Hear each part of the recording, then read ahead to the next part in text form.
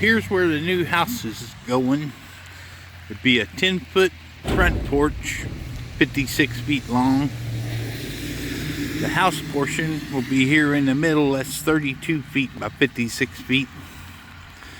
And then the back porch will be 14 feet by 56 feet. My inspiration for my floor plan is actually from a double wide manufactured house. So this is where I got my inspiration for our floor plan. Basically double wide trailer. Has a little office, great room concept, master bedroom, master bath, utility room off the back, another bathroom, that's the guest bath, 2 more bedrooms with walk-in closets. And of course, split bedroom plan, the master is over there. It's not a giant master, but we're only doing like 1,500 some odd square feet, so got to compromise somewhere. But our bath is going to be similar. You can say what you want about manufactured homes, but they are highly engineered and they don't waste any square footage.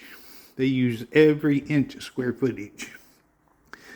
So it's a good place to get ideas for floor plans.